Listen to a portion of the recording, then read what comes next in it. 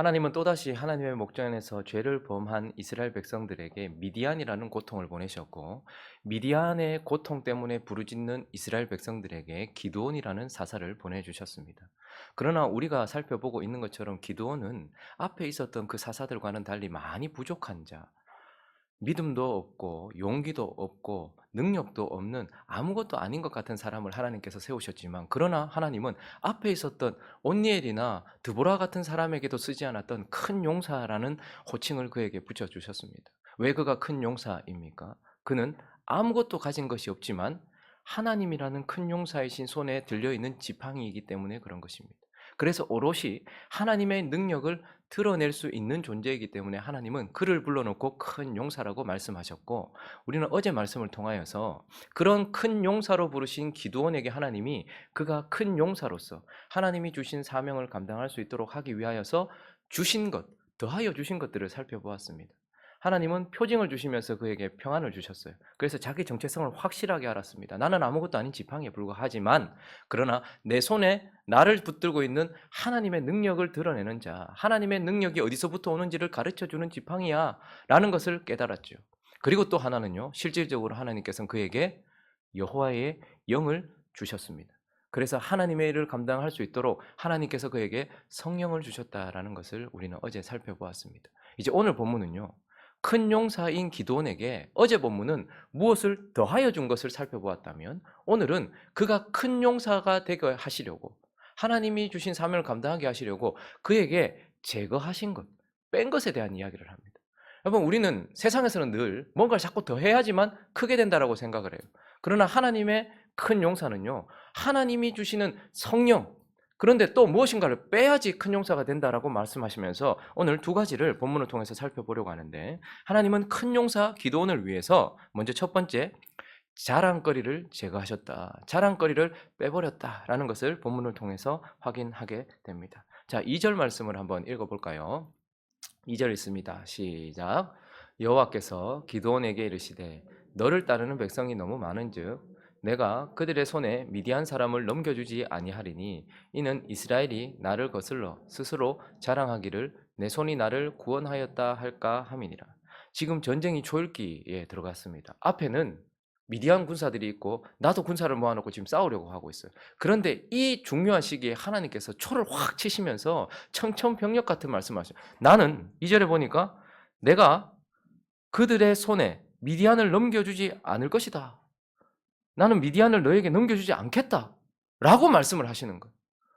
지금 미디안을 내게 넘겨줘야 된다라고 말씀하셔도 지금 사기가 올라갈까 말까 한 판에 하나님이 전쟁을 치르려고 지금 싸우려고 준비하고 있는데 내가 이거 미디안 너희한테 안 넘겨줄 거야? 이렇게 말씀하시는 거예요. 얼마나 당황스러운 말씀입니까?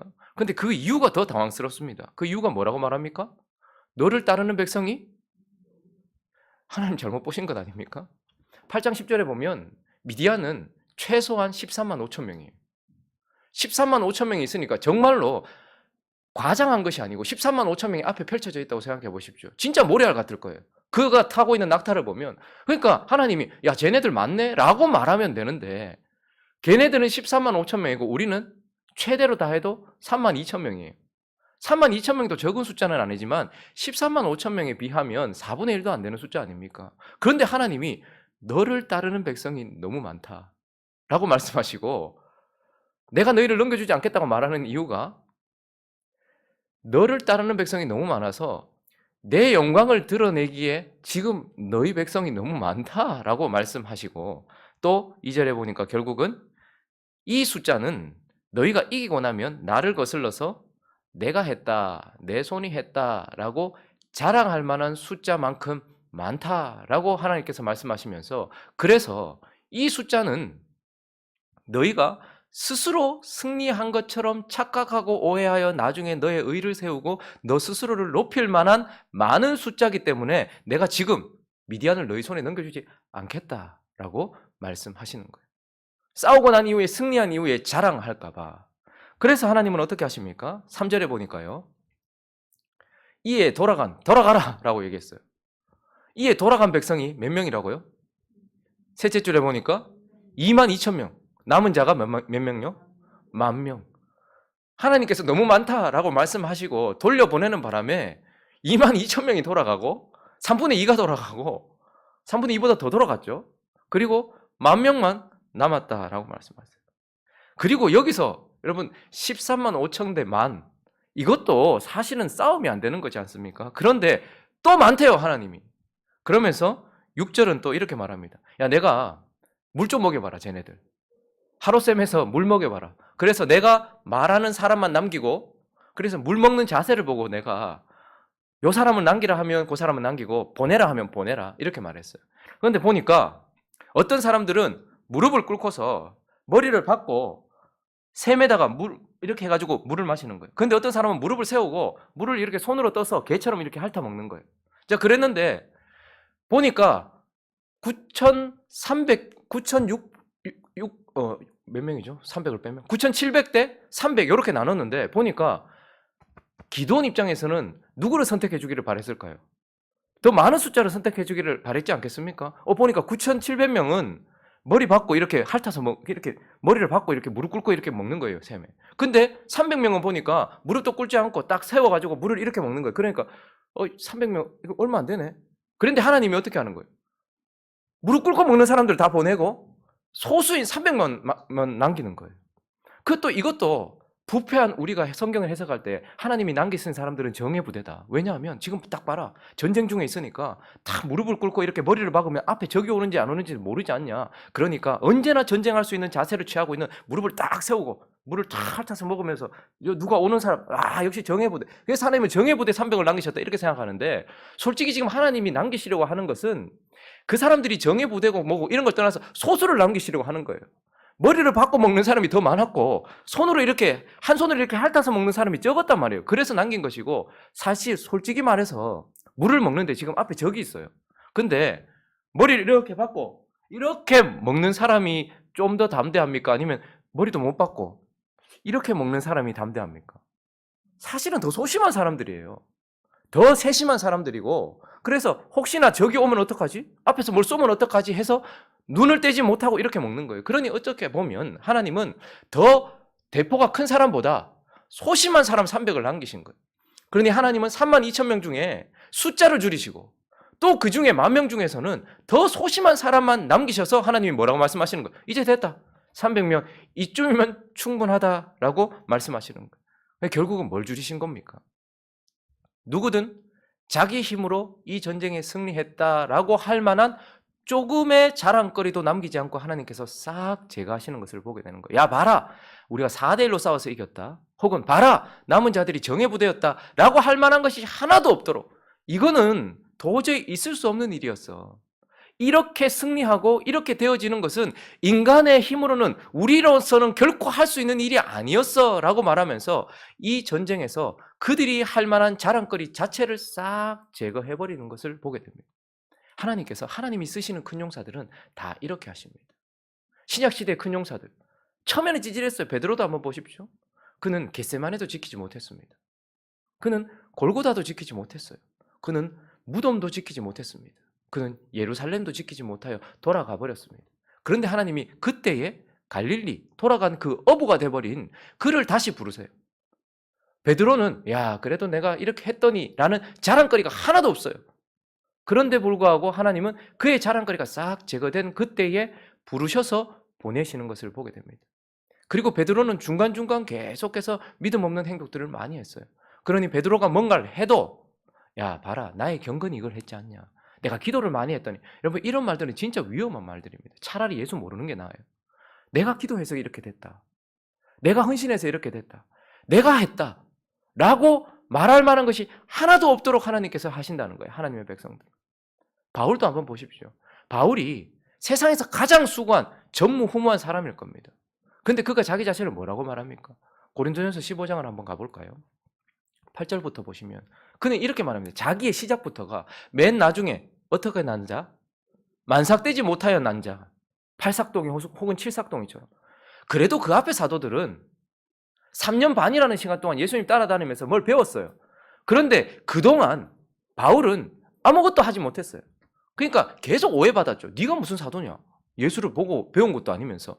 그러니까 자기는 만삭되어 나지 못한 시작부터가 자랑할 만한 것이 하나도 없어요. 자기를 증명해야 될 것이 하나도 없는 거예요. 그런데 내게도 보이셨다. 그리고 뭐라고 말합니까? 9절에 보니까 나는 사도 중에서도 가장 작은 자다. 나는 하나님 교회를 받게 했다. 그러니까 그의 시작점에 그를 대신했던 것이 사실 스데반 아닙니까? 스데반은 예수님처럼 죽어갔던 사람입니다. 이들을 용서해달라고 하면서 천사처럼 죽어갔던 자예요. 그런데 그를 죽이시고 그 자리에 누구를 넣은 거예요? 자기를 넣은 거예요. 그러니 자기는 자랑할 만한 것이 하나도 없는 거예요. 내가 가진 지식과 내가 가진 배경으로 나는 예수 박해하는 것밖에는 없었다는 거예요. 그 열정 가지고 예수를 박해하는 것밖에 없었던 그런 자였다. 그런데 10절은 뭐라고 말합니까? 그러나 읽어봅니다. 시작. 그러나 내가 나된 것은 하나님의 은혜로 된 것이니 내게 주신 그의 은혜가 헛되지 아니하여 내가 모든 사도보다 더 많이 수고하였으나 내가 한 것이 아니요 오직 나와 함께 하신 하나님의.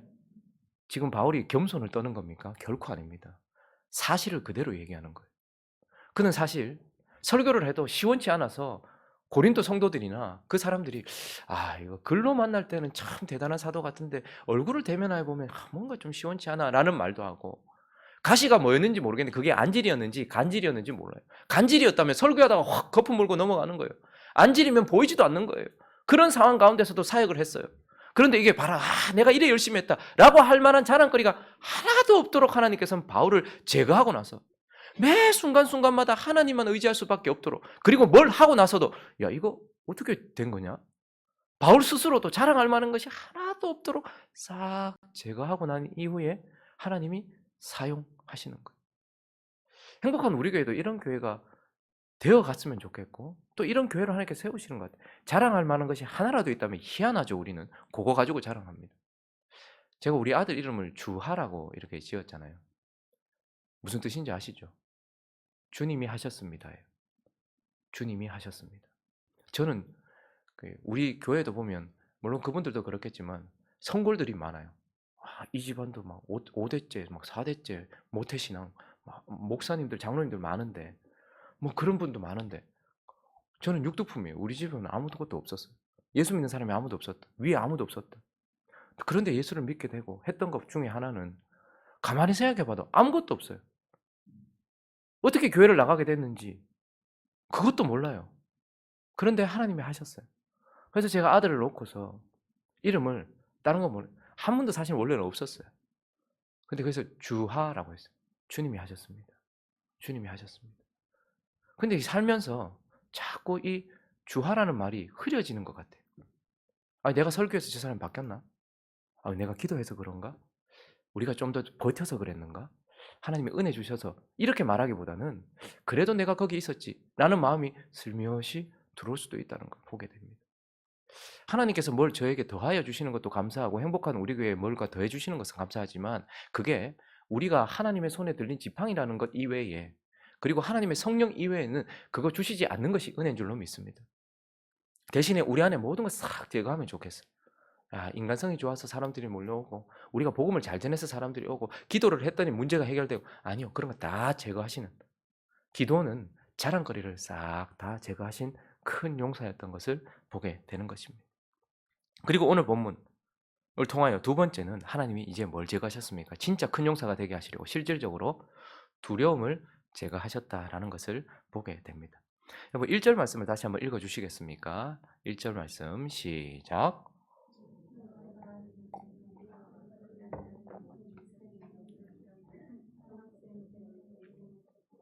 미디안의 진영은 그들의 북쪽이요 모래산 앞 골짜기에 있었더라. 여룻바알이라는 기드온과 그를 따르는 모든 백성들이 일찍 일어나서 어디에 진을 쳤대요? 하롯셈.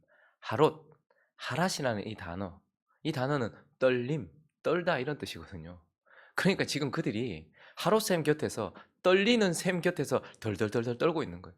전쟁을 치르라고 하니까 기드온도 어쩔 수 없이 나왔고, 나팔을 부니까 마음의 감동을 받아서 어쩔 수 없이 나왔는데, 그 앞에 미디안 앞에서 지금 하롯셈, 떨림의 셈 앞에서 덜덜덜덜 떨고 있는 거예요. 그러니 그들을 지배하고 있는 것은 사실은 전쟁을 위한 사기나 하나님을 향한 믿음이 아니고 적에 대한 두려움이었습니다. 그래서 하나님은 뭐 하시는 거예요? 이 두려움을, 기드온과 함께 하고 있는 두려움, 기드온 가운데 있는 두려움, 이것을 제거하고 계시는 것입니다. 그래서 3절을 보시면요, 하나님 뭐라고 말씀하신 것입니까? 이제 너는 백성의 귀에 외쳐 이르기를 누구든지 어떻게 하는 거예요? 두려워 떠는 자는 떠나 돌아가라 라고 말합니다. 그러니 지금 하나님은 사실 그들의 자랑거리를 제거하고 계시는 것도 맞지만 그들의 자랑거리를 제거하시면서 그들 가운데 있는 기드온과 함께 하고 있는 두려움을 제거하고 있는 것입니다. 떨리는 자, 두려운 자 다 돌아가라 라고 말씀하고 계시는 것이죠. 왜 하나님은 이 두려움을 제거하셔야만 할까요? 두려움은 정상에서 벗어난 상태예요. 그렇기 때문에 이 두려움 때문에 정상에서 벗어나서 두려움을 가진 자는 꼼짝도 못하고 움직이지 못하는 경향이 있기도 하고 혹은 두려워서 헛짓을 하는 경향이 있기도 해요. 어떤 사람은 너무 두려워서 꼼짝을 못하거든요. 근데 어떤 사람은 너무 두려워서 너무 이상한 행동들을 막 마구잡이로 한단 말입니다. 그래서 하나님은 순종하지 못할 자들, 두려움 때문에 순종하지 못할 자, 여러분 그래서 두려움이라는 것은 하나님 앞에 악한 것 중에 하나예요. 두려움 자체가 사라질 수는 없지만 그 두려움을 하나님으로 덮고 넘어가야 된다는 거예요. 그래서 두려워 떠는 자들을 가라고 하시는 거예요. 그래서 하나님이 어떻게 하시는 거예요? 이제 큰 용사인 기드온 가운데 있는 기드온과 함께하고 있는 이 두려움을 제거하시기 위해서 떨리는 자는 돌아가라 라고 말씀하셔서 22,000명이 덜덜 떨다가 살았다 하고 가는 거예요. 자, 그런데 문제는 뭐죠? 진짜 문제는 기드온 가운데 있었던 두려움이 아니고 진짜 문제는 뭐죠? 그 기드온 속에 있는 두려움이에요. 그래서 이제 하나님은 기드온과 함께하던 두려움 22,000명을 제거하셨어요. 그리고 난 이후에 진짜 제거해야 될 두려움이 뭡니까? 기드온 속에 있는 그 두려움이에요. 9절부터 한번 보시면 시점을 어떻게 말하고 있죠? 밤이라고 말하고 있어요. 자, 그 밤에 여호와께서 기드온에게 이제 말씀을, 야 일어나라, 싸우러 가라. 지금 이제 다 돌아가고 지금 300명 남아가지고 301명 지금 이렇게 남아있잖아요. 기드온까지 해가지고 지금. 그런데 갑자기 주님이 작전도 안 주시고 아무것도 안 주시고 그것을 네 손에 붙였으니까 내려가라 이렇게 얘기하는 거예요. 의도적으로 그렇게 하시는 거죠. 그러니까 10절에 보시면 만일 네가 이제 하나님께서 본심을 얘기해, 두렵냐? 내려가기를 두려워하거든 네 부하 부라랑 함께 그 진영에 한번 내려가 봐라 라고 이야기를 하시는 거예요. 그리고 11절에 보니까 그들이 하는 말을 들어라 라고 얘기했어요. 그러니까 지금 여러분 생각을 해보십시오. 안 그래도 겁쟁이 기드온인데 전쟁을 치르라 해가지고 여호와의 영이 임하는 바람에 하고 끌려왔어요. 나팔을 부니까 사람들도 감동받아가지고 왔어요. 32,000명이 모여있어요. 덜덜덜덜 하룻샘에서 덜덜덜 떨고 있는데 하나님이 갑자기 이런 명령을 하시는 거예요. 떨리는 사람 가라 캐라. 그러니까 야 떨리는 사람 가라 이렇게 얘기했더니 32,000명이 가쁘는 거예요. 그러니까 그 32,000명이 돌아가고 있는 내내, 내 자랑거리가 돌아가고 있는 내내 기드온의 마음에는 두려움이 점점점 쌓였을 것입니다. 야 그리고 이제 반으로 나눈다. 내가 말하는 사람만 남기고 보내라는 사람 보내라. 근데 9,700명이 돌아가는 그 걸음을 보면서 기드온이 얼마나 두려웠겠습니까? 이제 소심한 301명이 남아가지고 지금 두려워 떨고 있어요. 근데 그 속에 기드온 속에 그 큰 두려움이 있는 거예요. 그래서 그 두려움 가운데서 그가 지금 떨고 있는데 하나님이 내려가라 하니까 움직일 수 있겠습니까? 기드온이? 이제 기드온은 두려워서 움직이지를 못하는 거예요. 왜 기드온이 이렇게 두려웠을까요? 우리 속에 두려움이 찾아오는 이유가 뭘까요? 우리 속에 두려움이 찾아오는 이유는 하나님을 제외한 채 나 자신을 보기 때문에 그래요. 그리고 또 우리 속에 두려움이 찾아오는 이유는 하나님을 제외한 채, 하나님을 보지 않은 채 적을 보기 때문에 그래요. 세상을 보기 때문에 그래요. 미래를 보기 때문에 그래요. 내 문제를 보기 때문에 그래요. 두려움은 내가 하나님을 보지 않을 때 찾아오는 거예요. 그래서 기드온이 그 밤에라고 말하는 거예요. 밤에는 아무것도 보이지 않아요. 지금이야 불빛이 있죠. 이 당시에 밤이라고 하면 진짜 칠흑을 말하는 거예요. 아무것도 보이지 않는, 여러분 보이지 않는 그 순간 두려움이 찾아오거든요. 그리스도인에게 두려움은 언제 찾아옵니까? 사람들이 밤과 같이 내가 그리스도를 보지 않는 그 순간, 그리스도를 보지 못하는 순간, 하나님을 보지 못하는 순간에 두려움이 찾아온단 말이에요. 그래서 하나님이 그가 놓치고 있는, 지금 그가 보지 못하고 있는 하나님을 다시 볼 수 있도록 해줘요. 14절을 볼까요? 부하하고 두려워서 떨어서 전쟁 치르로 내려가기 힘들었어요. 그래서 부하하고 잠깐 내려가 봤더니 꿈 얘기를 하고 있는 걸 들었어요. 그래서 14절 읽어봅니다. 시작. 그의 친구가 대답하여 이르되 이는 다른 것이 아니라 이스라엘 사람 요아스의 아들 기드온의 칼이라. 하나님이 미디안과 그 모든 진영을 그의 손에 넘겨주셨느니. 하나님의 백성들은 놓쳐버린 하나님을 하나님의 대적인 미디안이 정확하게 바라보면서 그들이 두려워하고 있다는 것을 깨닫게 되는 거예요. 하나님은 우리가 커서 두려움을 제거하기를 원하지 않습니다. 세상은 네가 담대한 자가 되라, 네가 큰 자가 되라, 아무것도 두렵지 않은 자가 되라, 담대해져라라고 말해요. 그러나 하나님은 뭐라고 말씀하십니까? 네가 놓쳐버린 하나님을 바라보고 너를 바라봐라. 네가 놓쳐버린 하나님을 바라보고 미래를 바라보고 그것을 바라보고 적을 바라봐라라고 말해요. 그럼 바울은 두렵지 않았겠습니까? 사도행전 18장 9절과 10절을 보시면 고린도라는 도시에 갔는데 계속 그를 죽이려고 하는 사람들이 있어요. 바울이라고 안 두려웠겠습니까? 자, 또 시점이 어떻게 나옵니까? 밤에. 그러니까 지금 바울이 주님을 보지 못하는 순간이에요. 두려움 때문에. 주께서 환상 가운데 바울에게 말씀하세요. 두려워하지 말아라. 지금 바울이 고린도에 갔는데 자기를 죽이려고 하는 사람들만 보이고 이 어둔한 이 말로 내가 이제 앞에서도 사역에 많은 실패를 했는데 내가 고린도에서 이 항구 도시 이 막 자기를 높이고 이런 도시에서 내가 뭘 할 수 있을까? 주님을 보지 못한 채 자기 자신을 보고 주님을 보지 못한 채 현실을 보고 자기를 죽이려고 하는 사람들을 보고 있었던 그가 밤이 돼 버렸단 말이에요. 그래서 두려워하고 있었단 말이에요. 그랬더니 하나님께서 두려워하지 말며 침묵하지 말라라고 말씀하셨고 10절에 보니까 내가 너와 함께 있습니다. 그럼 우리가 밤이 되는 이유는 자연스러운 현상일 수도 있겠죠. 우리는 쉽게 주님을 놓치니까. 그러나 그때에 우리는 그 밤에 놓쳐버린 주님을 다시 바라봐야 된다라는 거예요. 또 사도행전 27장에 보시면 여러분 바다에 7주 7야를 바다에 갇혀 있었던 얼마나 두려웠겠습니까? 그런데 그가 두려워하고 있어요. 내가 너희를 권하노니 이제는 안심하라. 너희 중에 아무도 생명에는 아무런 손상이 없겠고 오직 배뿐이리라. 내가 속한 바 곧 내가 섬기는 하나님의 사자가 어제 언제? 밤에 내 곁에 바울이 주님을 놓치고 있었던 두려움에 속해 있었던 그 시점에 서서 말하되 바울아 두려워하지 말라. 네가 가이사 앞에 서야 하겠고 또 하나님께서 너와 함께 행하시는 자를 항해하는 자를 다 내게 주셨다 하셨으니. 여러분 하나님의 백성에게 있어서 두려움은 우리에게 낮이 가면 밤이 오는 것처럼 자연스러운 현상일지 모르겠습니다. 특히 남자들이 이제 40대 후반부터 뭐 갱년기처럼 이렇게 찾아와요. 여자들도 갱년기도 오고 세상은 너무 빨리 급변하고 있고 나는 너무 부족한 것처럼 보이고 내가 이걸 감당해낼 수 있을지 이런 생각들이 찾아와요. 그래서 우리도 모르게 자연스럽게 밤이 찾아올 수 있어요. 그럼 우린 기억해야 됩니다. 내가 나 자신을 하나님 없이 바라보면 나 자신의 미래나 적들을 하나님 없이 바라보면 반드시 밤이 찾아온다는 거예요. 근데 그때 하나님이 너 왜 그러냐 이렇게 말씀하시지 않고 우리가 놓쳐버린 하나님을 바라보게 하세요. 기드온이 놓쳐버린 하나님을 바라보게 하시고 바울이 놓쳐버린 하나님을 바라보게 하시면서 하나님은 그 두려움을 제거하시고 그를 전장으로 보내시는 것입니다. 말씀을 정리하겠습니다. 1절을 한번 보시면 기드온은 참 하나님께서 이렇게 부르세요.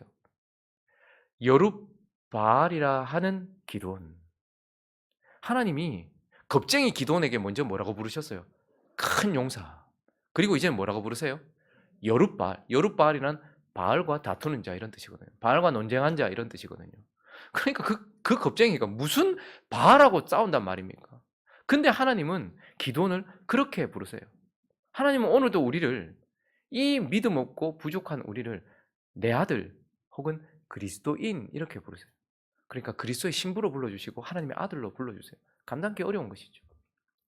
이 기드온의 이야기는 결국 하나님께서 범죄한 이스라엘 백성들에게 교훈을 주시고 그들을 구원하는 이야기이기도 하지만 이제 하나님의 사명을 감당해야 되는 부족하고 연약한 보잘것없는 기드온을 어떻게 만들어 가시는가, 큰 용사로 여룹바알로 만들어 가시는가를 보여주는 이야기입니다.